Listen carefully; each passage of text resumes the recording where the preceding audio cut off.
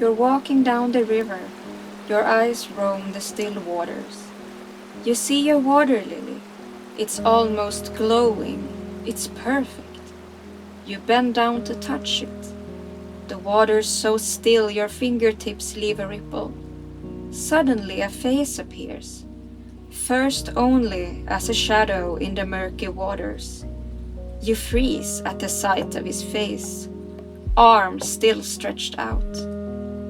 Suddenly, everything around you turns black. No, green, seaweed, a pike. Your lungs scream for air. Your feet touch the ground. He stands before you. He's beautiful, long green hair. He takes your hand. You feel somehow at ease. His green eyes penetrate your mind. You see the body behind him. You recognize her as the girl that went missing a few weeks ago. Her skin is slipping off her pale face. Her hair is coming off in clumps. But you still hold his hand. You hold his gaze. It's too late for you now. But that's fine. You want to be there, with him, forever. Hi and welcome to another video here on my channel Morbid History, where I once a week post either a historical true crime case, some folklore, mythology, or just some general morbid theme. My name is Pilvi, and if this is your first time here, welcome. If you're a returning subscriber, I love you so much. And yeah, let's get into this week's folklore video.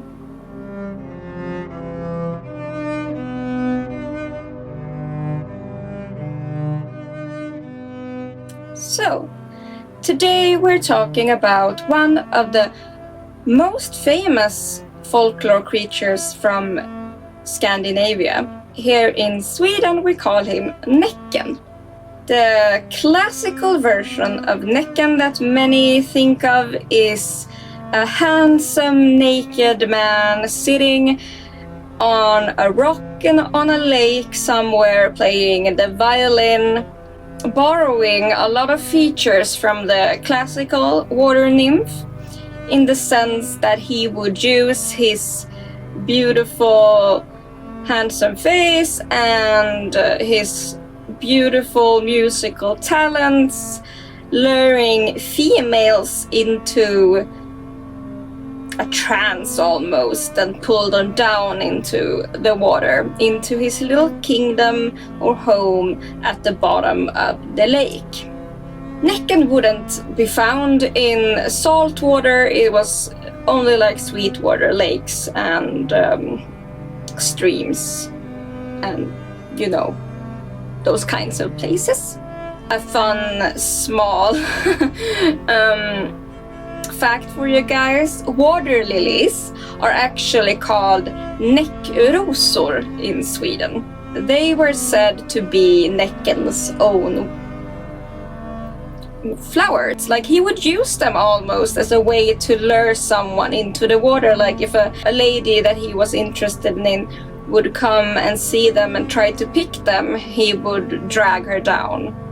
In other cases, he would let one pick the rose and hope for them to eat it and get poisoned by it.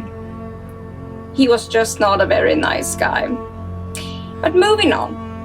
Of course, the naked, handsome man with his long hair playing on the lake is a very fine and dandy version to have.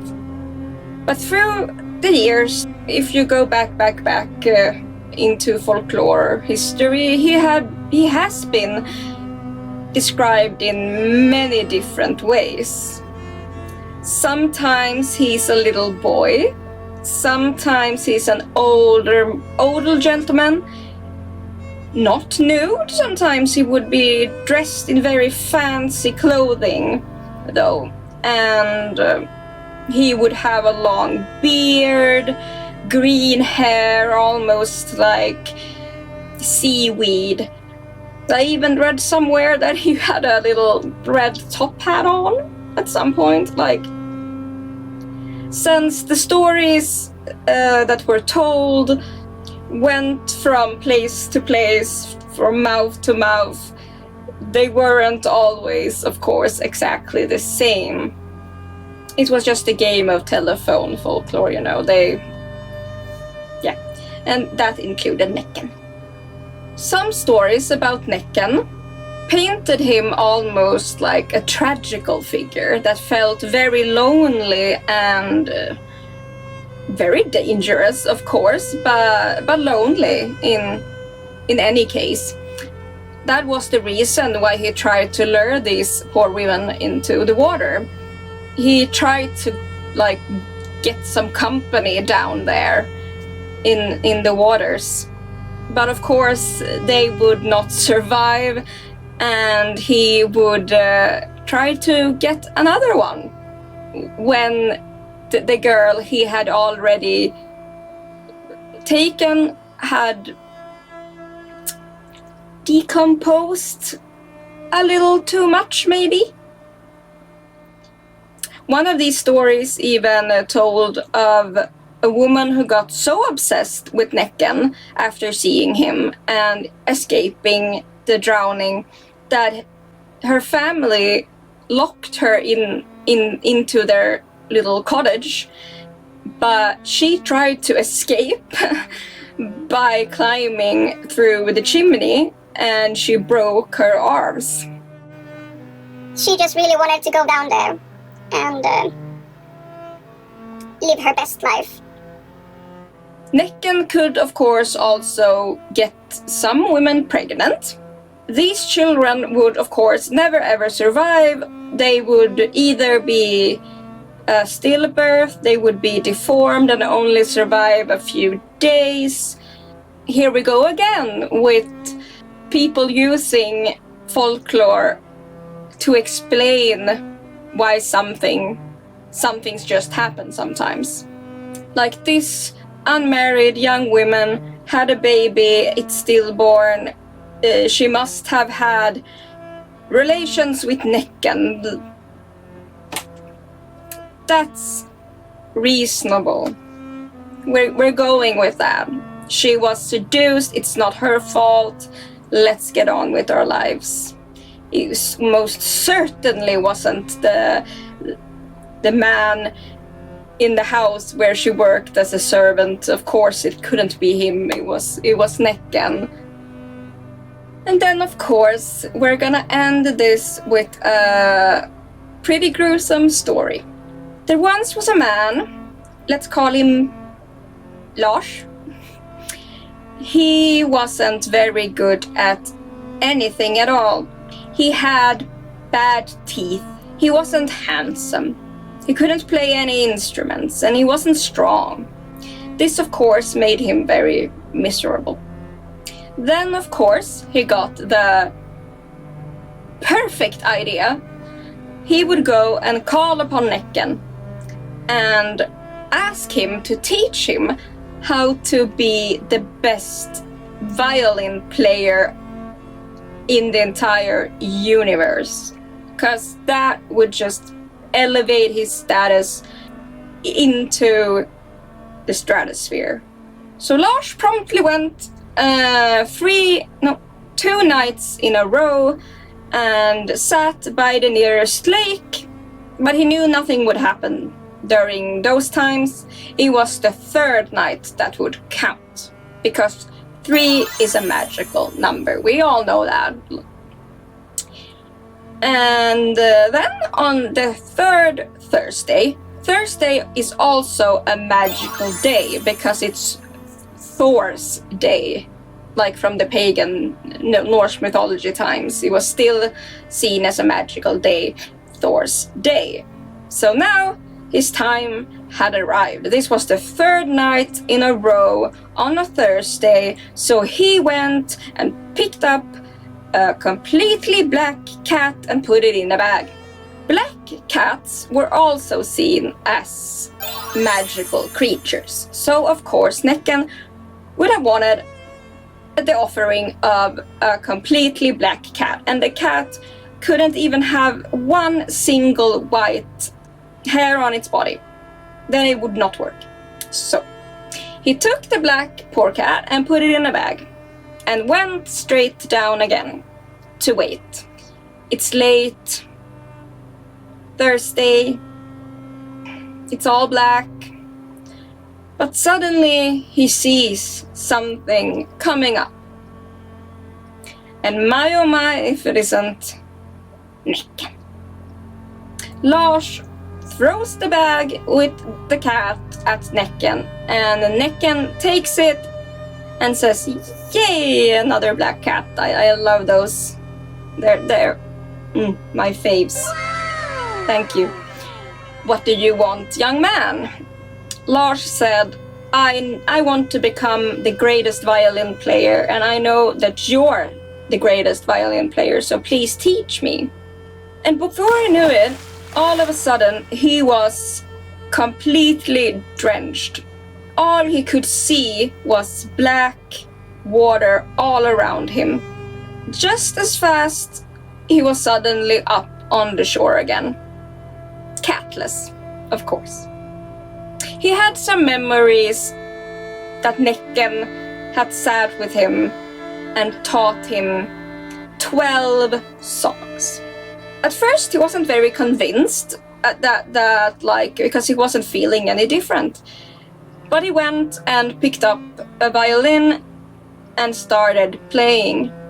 He wasn't good. He was the best. But now, of course, Näcken wouldn't just let him stroll away without a catch.